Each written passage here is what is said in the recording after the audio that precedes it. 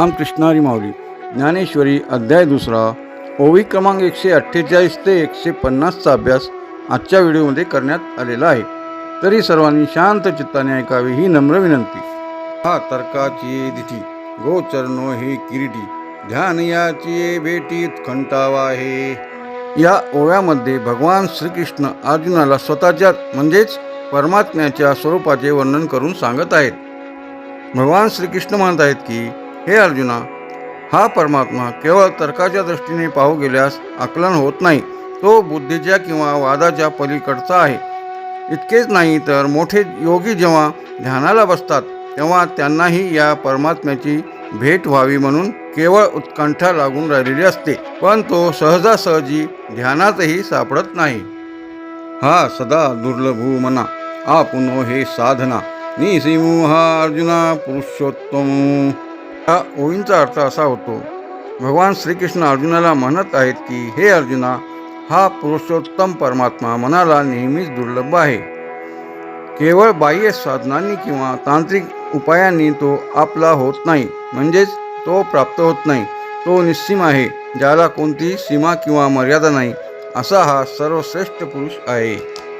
हा गुणत्रय रहितू व्यक्तिशी अतितू अनादि अविक्रतू सर्वरूप।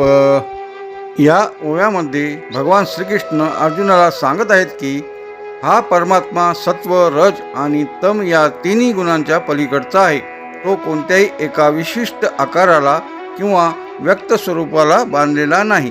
तो अनादि आहे, अनादि म्हणजे ज्याला सुरुवात नाही। तो अविकृत आहे, अविकृत म्हणजे काय, ज्यामध्ये कधीही बदल होत नाही, म्हणजे अविकृत आहे। आणि सर्व रूप आहे, म्हणजे सगळ्या विश्वात व्यापलेला आहे। असे भगवान श्रीकृष्ण ईश्वराविषयी अर्जुनाला सांगत आहेत। थोडक्यात सांगायचे तर ईश्वर हा केवळ डोळ्यांनी दिसणारा किंवा बुद्धीने मोजता येणारा विषय नाही। तो गुणांच्या, मनांच्या आणि तर्काच्या पलीकडे असलेला, पण तरीही सर्व चराचरात भरलेला असा तत्वरूप आहे। ज्ञानेश्वर माऊली ज्ञानराज माऊली तुकाराम, ज्ञानेश्वर माऊली ज्ञानराज माऊली तुकाराम तुकाराम तुकाराम।